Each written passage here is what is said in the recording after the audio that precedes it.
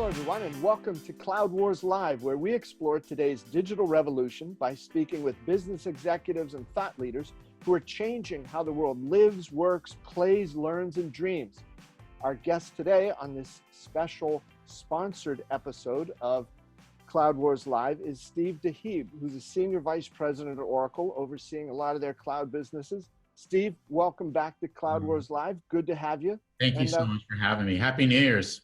Happy New Year's to you, sir. It looks like 2020 should be an interesting time here for what's going on with Oracle in the cloud. I think so. I'm looking forward to it. I think we've come off a great 2019, and I'm looking forward to what 2020 will bring. Fantastic, Steve. So, let's start off by, could you touch a little bit on the Oracle cloud strategy overall and where things, as you go into this exciting 2020 year, where do things stand for you folks? Yeah, no problem. And I think this is appropriately titled because it's Cloud Wars. It's not IaaS Wars, it's Cloud Wars. And so when we think of cloud, we look at it holistically. Cloud includes an application layer, and those could be, ERP, HCM, CX applications, supply chain. It could be retail applications, construction applications, healthcare. So you have all these things that exist now in the cloud. And then you have this platform layer, which of course includes data management, which is database and integration and application development and important things like analytics and security. And then we see that foundational layer, which is your infrastructure as a service. So that's going to be your servers, your networking, your compute. And we think it's important not only to participate in all layers of the cloud, because at the end of the day, I don't think customers think in terms of those buckets. People sometimes might conflate cloud with IaaS, but if I'm moving in an application to cloud, or if I'm building something net new, that could span apps, that could span integration, that could span analytics, that could span storage. And then it's not just the cloud pieces, but I think hybrid is a new black. That's one of my predictions in 2020. How about that? It really is, because at the end of the day, people need a thoughtful approach to cloud. And I think it's going to be one that is not only multi-cloud, but multi-cloud on-prem. So I think that's ultimately how we think of it. So Cloud Wars is the right way to think of it, for sure. Well, Steve, I agree with you. And, it's funny as you were describing that hybrid's new black. I think it was, a couple of years ago, I think Larry had coined the term the decade of coexistence. Yeah. It's not going to be, all of one or all of the other. This is the world that your customers want to live in, right? Yeah, I think so. And if you think about where we came from an on-prem world, we worked with everything. We ran on everybody's hardware. We worked alongside Microsoft and SAP and different flavors of software and different networking products and different security products and multiple analytic products. And so we came from this heterogeneous on-prem world. And so as we move to cloud, people might say, oh, it's a little bit surprising that you've worked with a Microsoft or a VMware, but for us, it's natural in terms of not only simplifying the migration to cloud, but also understanding that it would be multi-cloud. And I think we get that because our DNAs come from a multi-vendor on-prem world. Yeah, and Steve, one of the big issues here for 2020, is the acceptance of, the awareness of, and the whole thing about autonomous database. I think it's been quite interesting to see that there's really no other challenger, no other competitor to this technology Oracle has.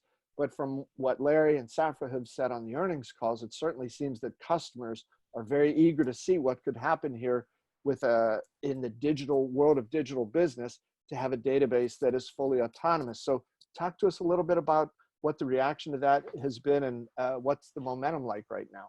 Yeah, it's been amazing. I think, as Larry mentioned, it's probably one of our most successful launches to date. I think the quarter over quarter, it's growing by 100%. We have thousands of customers running on it.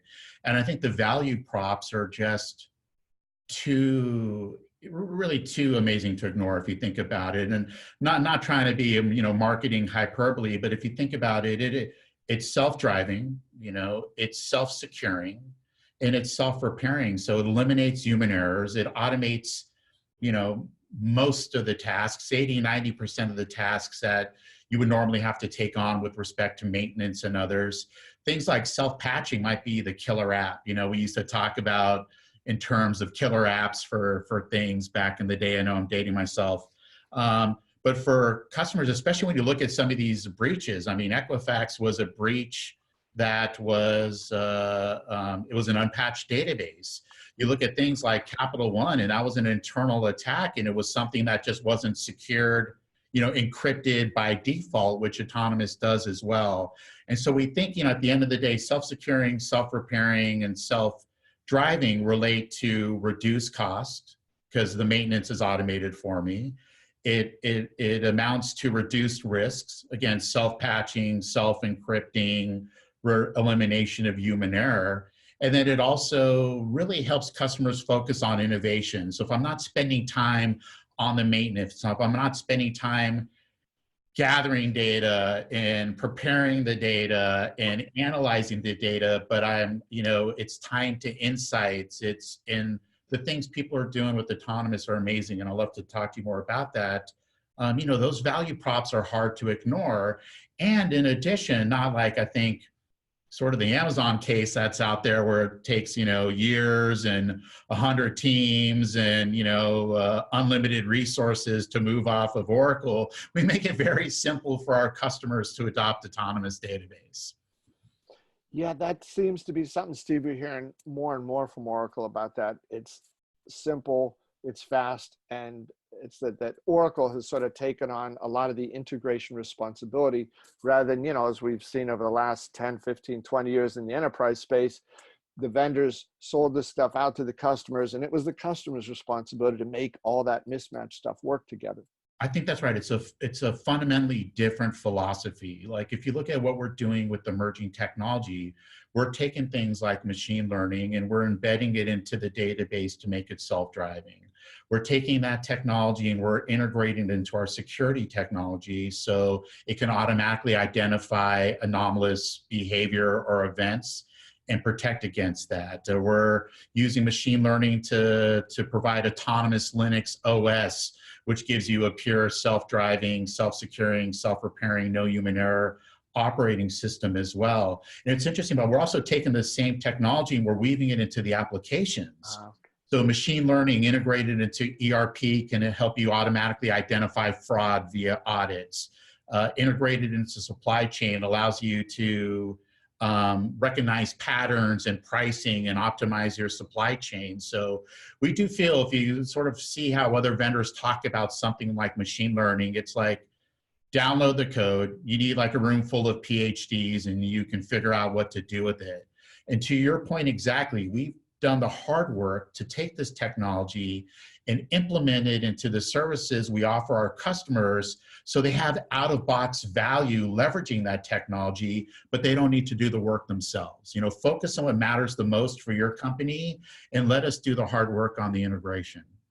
Steve, if I could follow up with one other thing on that, I think it was at Open World that Steve Miranda talked about, as you just pointed out, some of the benefits from having applications that are optimized to run with autonomous database. Yeah. And more recently also, Bruno Aziza on the analytics side has described how there's more capabilities there when you've got those analytical tools tied in specifically with autonomous. Yeah, that's exactly right. With autonomous being the foundation to the apps, with autonomous plus Oracle Analytics Cloud or autonomous with third-party, to your point, third-party vendor analytics tools can leverage that power of machine learning integrated into the database where you don't need to spend the time actually gathering the data. You can spend more time on understanding it and taking action. And for core tasks that are associated with applications like HCM, like sales and marketing tools, like supply chain, like ERP, you can automate these core asks or tasks, and you can actually aggregate data in a way where you could present recommendations, and they could be based on historical, and then you get into a place where there will be predictive. It can automatically take actions for you, or you could understand the data and self-direct it. So we give a lot of options for our customers in terms of how they leverage this technology. Yeah, and Steve, within your recent comments here, you had mentioned a couple financial services companies that had that sort of wake up in the morning, the worst nightmare happens with breaches. Yeah. You've got a unique approach now to cybersecurity, right? With autonomous and across the Oracle Cloud. Talk to us a little bit about that. Yeah, for us, I mean, I think this is something that's been, it's our DNA. I mean, really 40 years worth of focusing on security. And that's no different as we move to cloud. And when you look at it, it's multiple areas. There's we hear a lot about the perimeter, it's about protecting the network, but users are the new perimeter. And then it's about application access, it's about encrypted data, and then it's about the infrastructure itself. And so, you look at some of this, and 70% of breaches are still happening internal to a company. So I can tout all I want about network perimeter defense, but at the end of the day, if that data isn't encrypted, which was sort of a case of one of these financial institutions, you lose 100 million records because of internal error, internal malpractice. In some of the cases where you just didn't get around to patching. And these are big, complex environments. I mean, this is just difficult to do.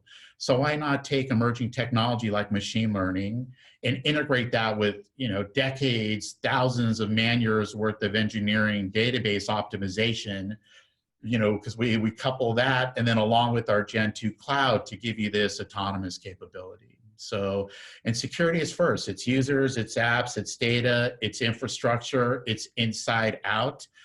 These breaches wouldn't have happened on Oracle. If it was encrypted at rest, internal breach wouldn't have mattered. If it was an Oracle database, it would have been self-patched. And I mean, you look at the competitors out there and the response was, hey, it performed as designed, or it's the customer's responsibility to, address the configurations. And we're like, it's a shared responsibility.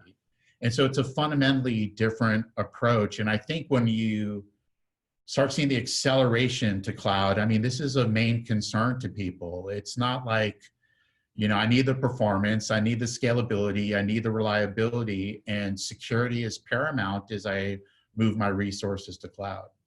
Steve, there's a couple other factors as well, right? Because, as you've pointed out there, the stakes are higher. The move toward digital business is putting more data at motion with more people inside businesses appropriately having access to be able to help make the right decisions.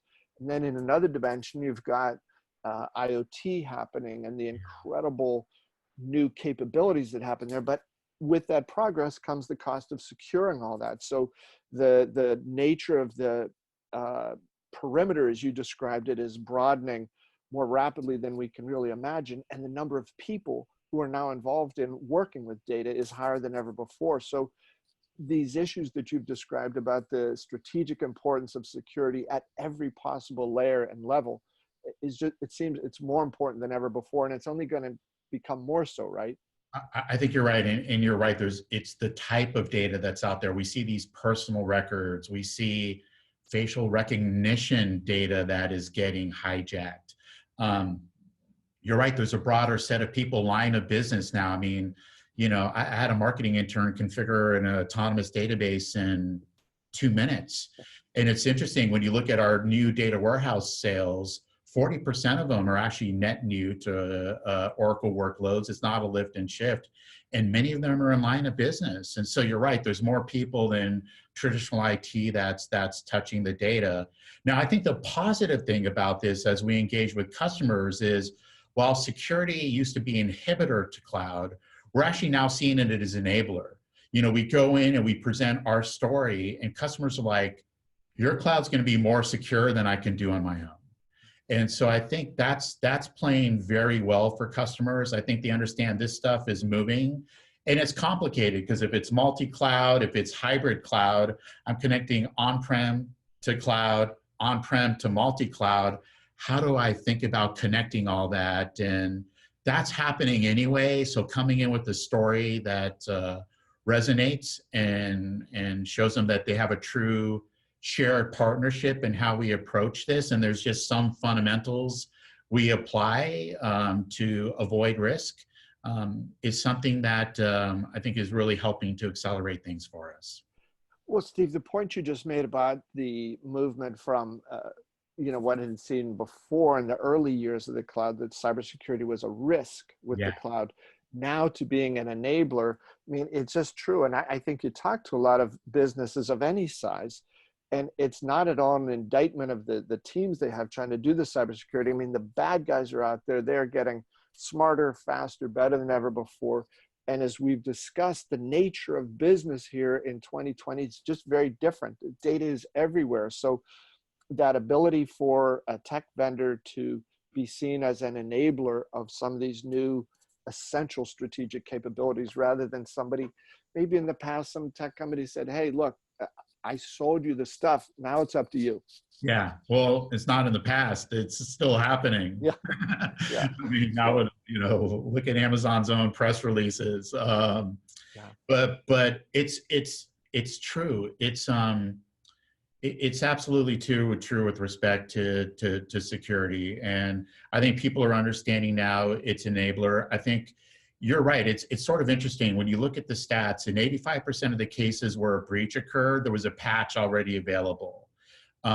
There's like an average enterprise has 17,000 alerts a week, and only 4% are investigated. And there's this other stat that there's like over 3.5 million open cybersecurity positions in the next 12 months. And so people, no matter how many, can't sort of deal with these advanced persistent threats that are either external attacks on the network, or in 70% of the cases, internal threats, which we just don't think about, but it's true. I mean, once they're inside of I can close all the doors and bolt everything, but once they're in, how do I have things protected? And so, and I would say the bad actors, to your point, are using these same emerging technologies to wage a highly sophisticated war against our customers. And so they just can't do it alone, and we don't think they have to. In fact, there's like one other number, 100%. That's the amount of times you have to get it right versus the bad guys. I mean, the bad guys only have to get it right once. And so we're in it with our customers to help. Yeah. So Steve, you, a few minutes ago, you had alluded to the infrastructure layer. Now, certainly with Oracle's Gen 2 infrastructure, this current subject we're on here about cybersecurity is an issue, but there's also other things that are involved. There are other benefits that Oracle says the Gen 2 IaaS can offer. Tell us a little bit about that, and what's the perception or the reception you're getting from customers?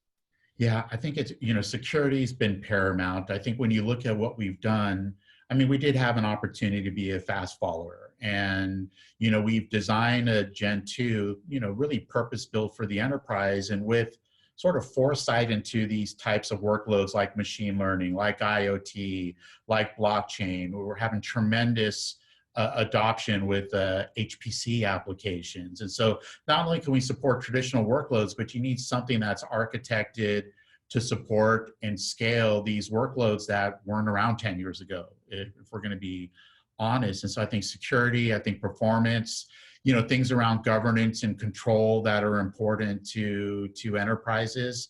I mean, the way IaaS sort of grew was a bunch of different departments that were swiping credit cards, and who knows where your IP was going. And so today it's a little bit more of a mature approach, and it's something, again, we came at it with an enterprise view in mind. And it also has been foundational to everything we do. So our applications have moved to run on our Gen 2 infrastructure. Our GBU apps, which is the finance, the healthcare, the construction apps, 60, I think, out of 40 of those have already moved. It's funny, in one weekend, we moved 10,000 customers on a construction app to OCI Gen 2, and it was transparent. And so we're doing it. We're growing to meet demand. I think we announced that we were going to add, 20 new regions in the next year. I think that's about 20. That's about every 23 days we're adding a data center region.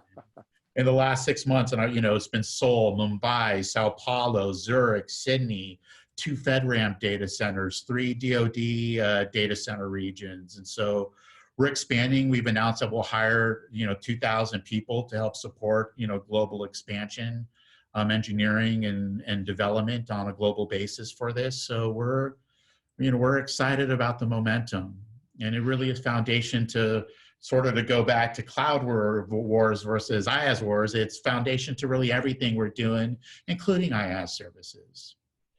Steve, it also seems like some of the things that Oracle's doing with its Gen 2 infrastructure and then autonomous database is a maturation of the early days of the cloud, right? You know, as new industries start, terms and concepts are sort of defined by the industry, but over time, customers sort of say, hey, look, that's all fine for your inside baseball stuff. Here's what we want, here's how we need it.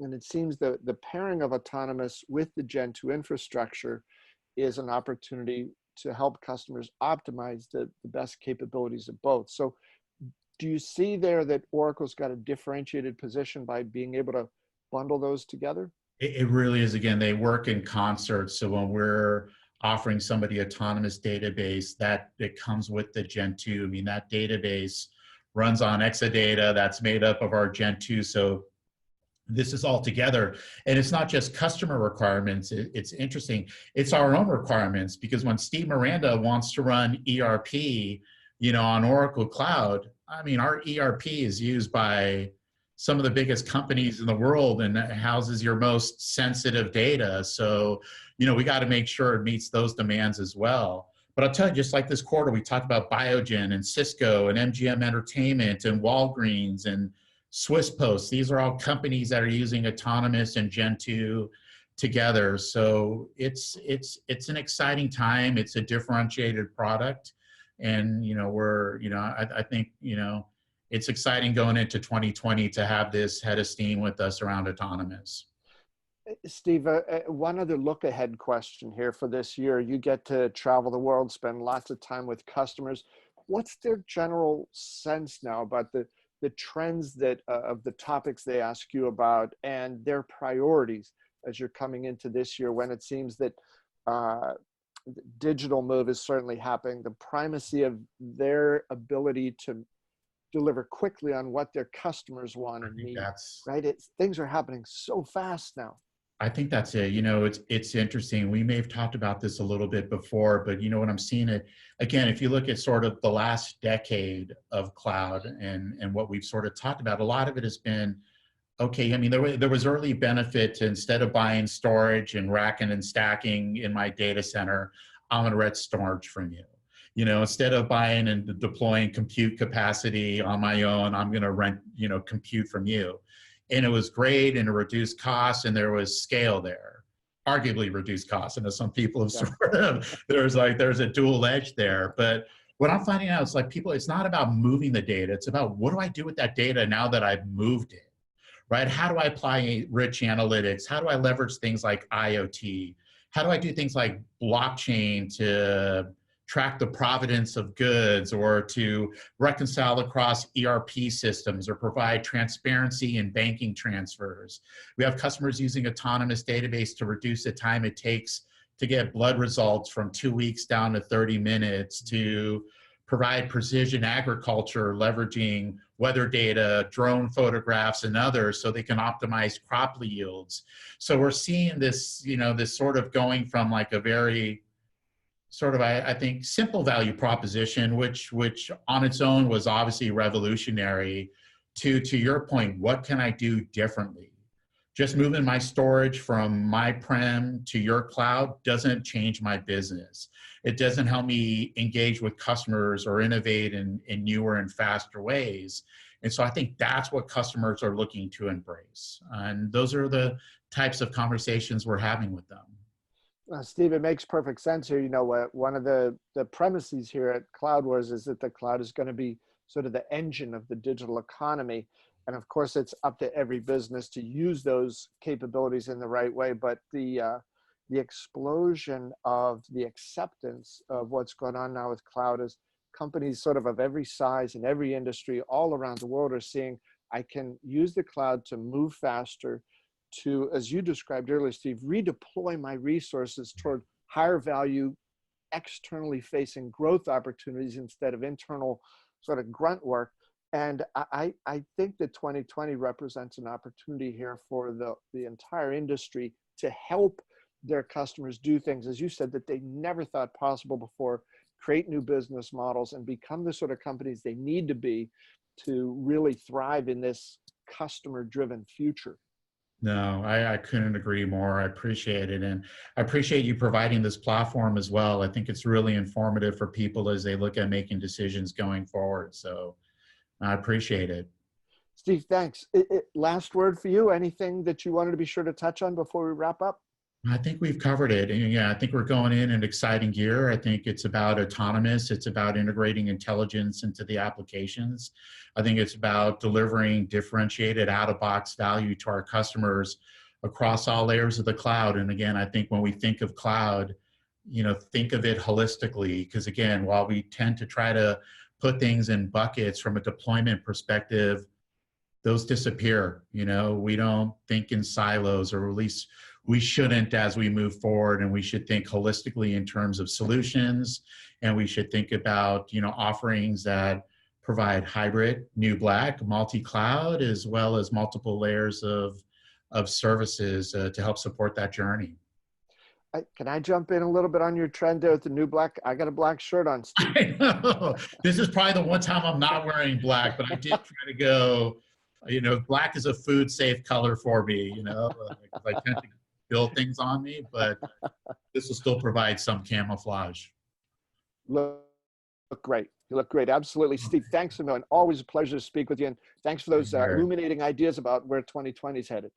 Thanks so much. Yeah, have a happy new year. Take care.